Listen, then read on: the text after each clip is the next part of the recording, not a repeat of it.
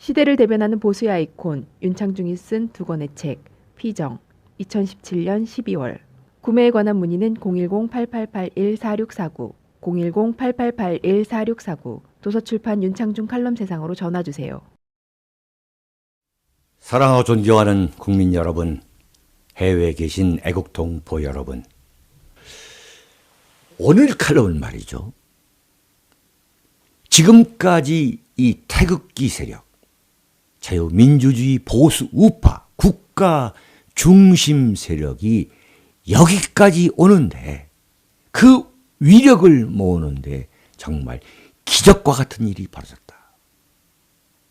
그것은 우리가 정말 인정하지 않을 수 없는 것이고, 그동안 그토록 저희들을 무시하고 멸시하고 과소평가했던 대한민국 언론이 이제서야 겨우 이 보도하게 되는 그런 상태에 왔습니다. 그러나 저 윤창중은 과연 우리 국가 중심 세력이 헌법재판소가 그 판결을 내리는 그 순간에서부터 그 이후에 걸치는 그 시간대에 과연 어떤 것을 해야 되느냐. 바꿔 말하면 헌법재판소가 판결을 내릴 때까지, 어제 3.1절 행사에서부터 그 판결을 내리게 되는 앞으로 남은 그 기간 동안 과연 태극기 집회 세력, 국가 중심 세력은 어떤 전략적 사고를 해야 할 것인가. 이것을 제가 오늘 좀 깊이 말씀을 드릴까 합니다. 지금 저희 국가 중심 세력이 헌법재판소의 판결 이전까지 그 남아있는 그 시간 동안에 앞으로 생각해야 될 문제는 두 가지인 것입니다. 첫째는 과연 대통령 선거를 우리가 어떻게 치러야 되느냐 하는 문제로 우리의 사고를 일대 대전환을 해야 되겠다. 왜 이게 중요하냐면은 헌법재판소가 판결을 내릴 때까지는 헌법재판소가 박근혜 대통령에 대한 탄핵을 기각을 넘어서 각하할 수 있도록 우리의 압력을 극대화하는데 모든 노력을 집중하자. 이게 윤창중의 일관된 주장 아니었습니까? 그때까지 과연 보수 우파 국가 중심 세력의 그 대선 후보에 누구를 뽑을 것인가 하는 문제는 일단 접어두자 이거예요. 일단 접어두자. 헌법재판소에서 어떤 결론이 나올 것인가.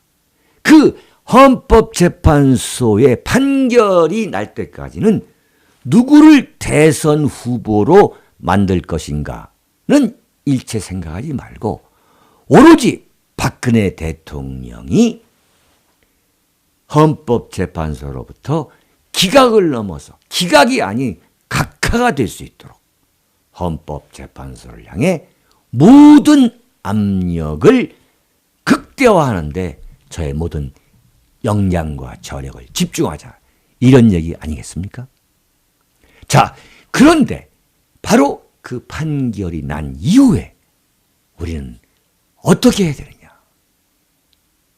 과연 우리가 소위 말하는 국가 중심 세력의 대안이 될 수 있는 대선 후보가 확실하게 이길 수 있게 할 수 있는, 구체적이면서도 가장 효율적인 대선 전략은 과연 무엇인가를 지금부터 생각해보자. 지금부터 생각해보고 그것을 지금 실천으로 옮기자. 이것이 오늘 제 칼럼의 핵심이 되겠습니다. 그게 왜 중요하냐면은 과연 헌법재판소가 판결을 지금 두 가지 방향에서 내릴 수 있을 거 아니겠습니까? 첫 번째에 기각 또는 각하할 경우를 상정해보자 이거예요. 그럼 그 기각이나 각하를 했을 경우에 제가 볼 때는 기각이나 각하를 했는데도 태극기 세력의 그 위력, 쉽게 말하면 대한문이나 서울시청 앞에 그 몰려드는 태극기 세력의 숫자가 더 늘어날 수 있을 것인가, 아니면은 급격하게 떨어질 것인가를 우리가 한번 지금 미리 생각해 보자는 겁니다. 헌법재판소에서 우리 국가 중심 세력이 희망하는 대로 기각이나 각하를 했어요. 그럼에도 불구하고 서울시청 앞에 모이는 우리 태극기 세력의 숫자가 변화가 없거나 더 늘어날 수 있다? 저는 그렇지 않다고 봅니다. 이제 됐다. 그러한 안도감에 당연히 빠질 것이고, 또 그동안 4개월 동안 저희가 그 악전고투 해왔던 데 따른 그 피로감 때문에 태극기 세력의 숫자가 급격히 떨어질 것이다. 급격히 떨어질 수 있다. 태극기 세력이 방심할 수 있다. 방심하게 될지도 모른다는 것을 저는 미리 걱정해보자 이거예요. 또 하나, 만약 현재가 만에 하나 탄핵을 인용한다면 그 인용에 따른 그 절망감을 뚫고 지금보다 더 많은 숫자의 태극기 군중이 과연 나올 수 있을까요? 광장과 거리로 과연 나올 수 있을 것인지, 저는 거기에 대해서 상당히 회의적인 것입니다. 우리가 어쨌든 간에 헌법재판소가 판결을 내리게 될 경우 태극기 세력, 국가 중심 세력의 그 동원력에 차질이 빚어질 수 있다는 그 비관적인 전망을 먼저 해야만 그 다음의 대응책이 나올 수 있다. 저는 그렇게 보고 있습니다. 따라서 지금 우리 국가 중심 세력이 이토록 태극기를 흔들고 애국가를 부르면서 총궐기를 해온 그 목표와 방향이 과연 무엇이었는가를 우리가 한번 곰곰이 생각해보자 이겁니다. 그것은 박근혜 대통령 탄핵을 저지해야만 대한민국의 자유민주주의 체제를 지킬 수 있다는 그러한 절박감과 애국심에서 들고 일어난 것이 첫 번째 목적이고, 제가 볼 때 두 번째 목적이 뭐냐면 다음 정권을 야당 세력에게 결코 넘겨줄 수 없다는 그 위기감 때문에 이렇게 많은 태극기 시민 세력이 형성될 수 있었다. 저는 그렇게 보고 있습니다. 쉽게 말하면 문재인만은 대통령이 결코 되어서는 안 된다는 국가 중심 세력의 대결단이 어제와 같은 태극기 세력의 거대한 집회, 거대한 군중의 총궐기로 나타났다. 저는 이렇게 분석하고 있습니다. 따라서 현재의 국가 중심 세력은 헌재 판결을 앞두고 지금의 그 위력을 확대할 수 있는, 결정적으로 확대함으로써 대선에서 승리할 수 있는, 국가 중심 세력이 내세우고 있는 그 대선 후보가 승리할 수 있도록 하는 그런 결정적인 전술 전략으로 일대 방향 전환을 해야 한다. 일대 방향 전환을 해야 한다고 저는 오늘 여러분에게 제창하는 바입니다. 우리 국가 중심 세력은 헌재가 각하 또는 기각을 위해 그동안 할 수 있는 최선의 노력을 다해왔습니다. 그러나 지금부터 국가 중심 세력이 대선을 치를 수 있는 체제로 일대 전환을 해 나가야지. 바꿔 말하면 지금부터 대선에 대비해 나가야지. 그렇지 않고 막무가내로, 어떻게 보면 막무가내로 오로지 박근혜 대통령 탄핵 기각만을 목표로 가다가 헌재 판결이 난 이후에 행동 방향을 상실하게 되는 그런 잘못을 우리가 범할 수 있다.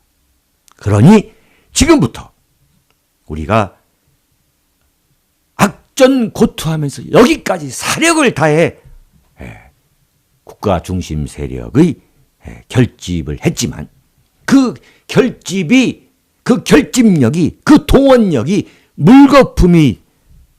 물거품처럼 꺼지지 않도록 그런 위험을 우리가 미리 예견해서 지금부터 새로운 전략적 방향으로 우리가 일대 대전환을 하자, 이렇게 보고 있습니다.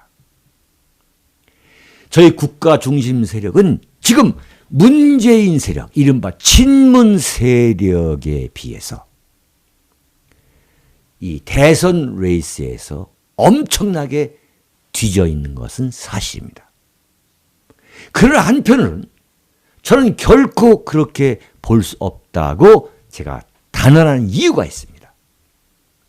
이번에 이러한 태극기 집회 과정을 거치면서 정말 1945년 해방 이후에 신탁, 반탁, 이른바 신탁 통치를 둘러싼 찬탁과 친탁 세력 간의 그 자발적인 대결, 그 대결 이후 가장 자발적으로 자유민주주의 세력이 총궐기하는 그러한 계기를 갖게 됐다. 따라서 과거 어느 때보다도 신속하고 역동적으로 우리 국가 중심 세력이 대선 체제로 전환할 수 있다. 저는 그렇게 낙관하고 있습니다. 사랑하고 존경하는 국민 여러분, 여러분들이 평생 살면서 과연 대한민국의 자유민주주의 체제를 지키겠다고 광장과 거리로 나왔던 그러한 경험이 과연 몇 번이나 있었습니까? 그러나 이번 최순실 사태를 거치면서 우리 한반도에 살고 계시는 대한민국 국민은 물론이고 해외 교민 여러분께서 얼마나 많이 여러 차례 태극기를 흔들면서 궐기를 해봤습니까? 우리는 우리 나름대로 얼마든지 이번 대선에서 승리할 수 있는 훈련 과정을 겪었습니다. 그래서 저는 차제 이른바 태극기 정신을 새롭게 우리가 한번 정립해보자. 그것을 여러분에게 말씀드리려 합니다. 지금까지 우리 태극기 진영이 문재인의 집권을 막기 위해서 소위 말하는 반문 세력의 총궐기에 나서자. 반문 세력의 총궐기를 우리가 구현하기 위해서 우리는 태극기 정신이라는 것을 한번 정립해보자. 이런 말씀이겠습니다. 지금 우리가 이 태극기 집회에 나서고 있는데 그 태극기 집회에 관통하고 있는 그 저류라고 할 수 있는 그 태극기 정신이라는 것을 한번 생각해보자. 이거를 제가 지금 여러분에게 말씀드리려 합니다. 앞으로 태극기 집회에서는 그 태극기 집회는 무엇보다도 국민들에게 친화적으로 보여야겠다. 이것을 제가 좀 강조하고 싶습니다. 친화적이어야겠다. 대국민적 친화적이어야겠다. 그동안 우리 태극기 세력은 정말 하루아침에 이 황당무계하게 날벼락처럼 닥쳐온 최순실 사태에 직면하면서 솔직히 정신적 여유가 없었던 게 사실입니다. 대한민국 쓰레기 언론과 야당 그리고 정말 어처구니 없는 바른정당이라고 하는 그자들의 그 폐륜적 배신, 여기에 친북, 종북, 반미, 좌파, 좌익들의 그 준동 등의 때로는 황당해하고 분노하다 보니까 그 여유가 없었고, 그러다 보니까 태극기 집회에 참여하지 않는 국민들의 눈과 귀에 비춰볼 때는 그분들의 태극기 집회에 참여하지 않는 국민들의 눈과 귀로 볼 때는 다소 거슬리는 부분이 있었다는 것을 우리가 솔직히 인정해야 합니다. 뭐 그것 갖고 그래. 이렇게 해서는 안 되겠습니다. 정말 태극기 집회에 참석하지 않는 분들, 그 않는 분들에게도 친화적인 운동을 펼쳐 나가자고 저는 말씀드리고 싶습니다. 두 번째는 우리가 지금 이 태극기 진영 세력을 반문 세력, 대선 승리를 위한 반문 세력의 총궐기로 전환하고 승화시키기 위해서 두 번째 해야 될 것은 절대 배타적이어서는 안 된다. 이런 말씀을 드리고 싶습니다. 특히 말이죠. 태극기 집회에 나가보면은 젊은 것들이 세상을 전쟁을 겪어보지 않아서 몰라. 이런 말씀들을 하십니다. 그것이 우리가 습관적으로 나올 수 있는 어떤 그 습관적 언어 습관일 수가 있겠습니다만, 지금 태극기 진영의 치명적인 약점 중에 하나는 제가 볼 때는 젊은 층의 참석 비율이 너무 낮다는 것입니다. 그래서 무엇보다도 우리 태극기 세력, 국가 중심 세력은 이 노장층이 다 아우러질 수 있는 그러한 국가 중심 세력으로 함께 울타리를 쳐야 되겠다. 이런 생각을 하지 않을 수 없는 겁니다.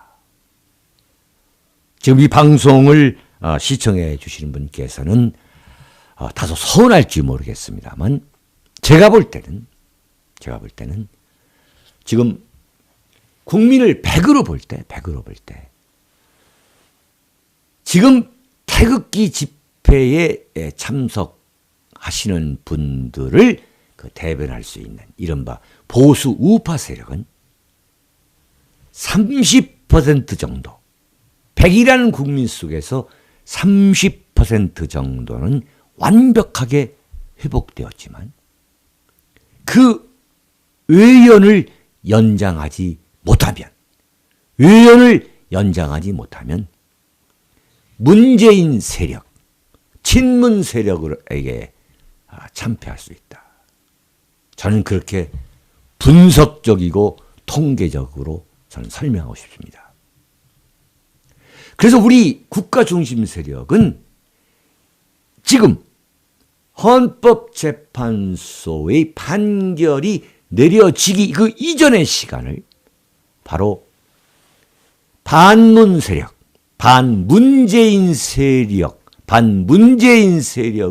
총궐기를 이뤄냄으로써 그 대선까지 우리 태극기 세력, 국가 중심 세력의 그 저력을 연결시킬 수 있는 그러한 전략으로 일대 전환을 하자는 게 제 주장인 것입니다.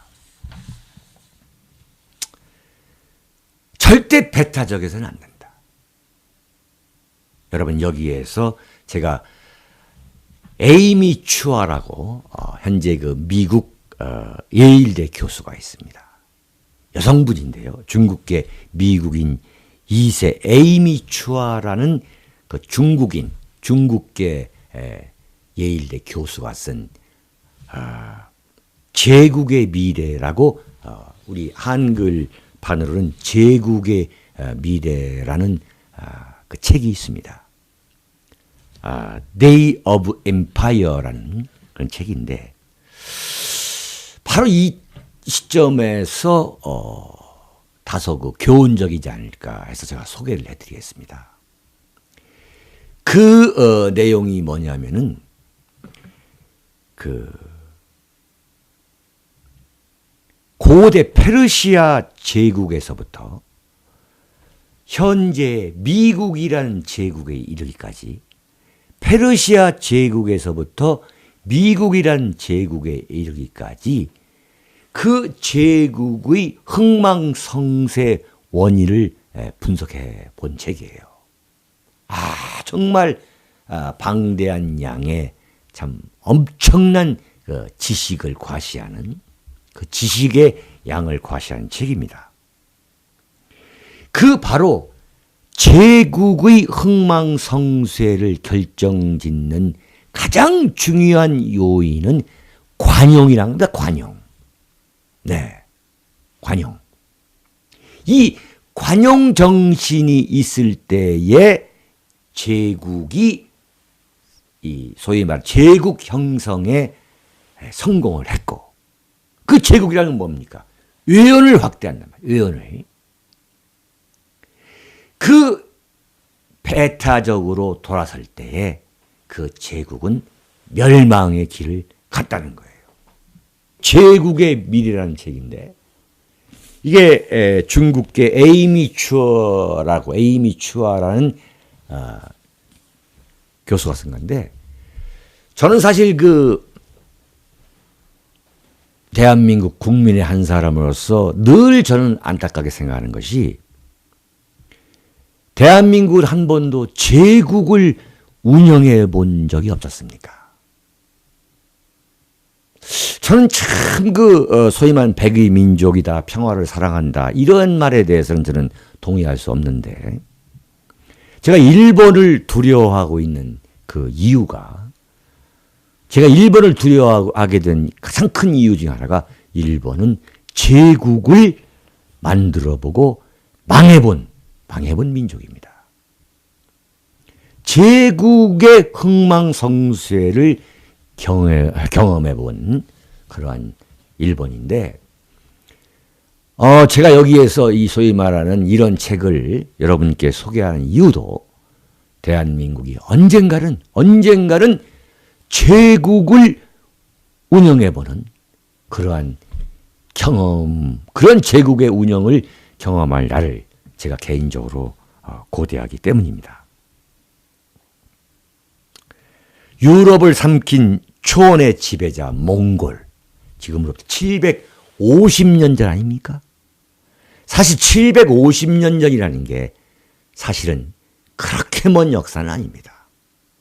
그때 그 징기스칸이 이런 얘기를 했다는 거죠. 내가 가장 행복할 때가 있다. 그것은 적을 격파해서 발밑에 쓰러뜨리고 말과 재산을 빼앗으며 그들의 그 정복한 그 적들의 여자들이 슬피 우는 소리를 듣는 것이 나 징기스칸은 가장 큰 행복이다. 이렇게 얘기했다는 거예요. 그런데 한편으로는 유럽인들이 이교도들을 말뚝에 묶어서 불에 태우고 그 처형을 할 때에 징기스칸은 만인에 대한 종교의 자유를 공포했습니다. 너무 거창한 비유가 될지 모르겠습니다만 지금 우리 태극기 진영에 절실히 요구되는 것은 제가 역설적으로 우리 젊은 세력 그리고 태극기 이 정신, 태극기 집회 세력이 주장하고 있는 것에 동조하지 않고 있는 그러한 국민들에 대해서 관용의 정신으로 우리가 대하자. 세 번째,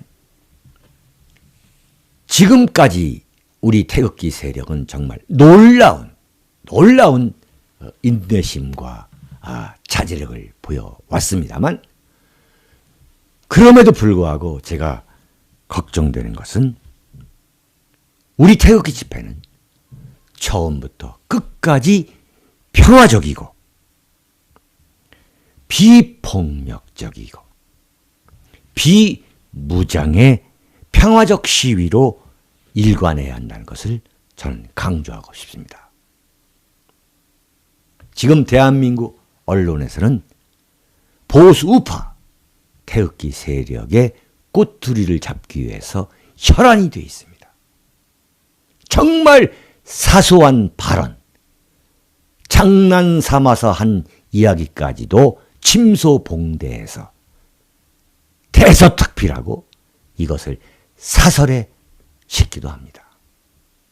정말 광화문 사거리에서 박근혜 대통령을 그야말로 악마로 묘사하면서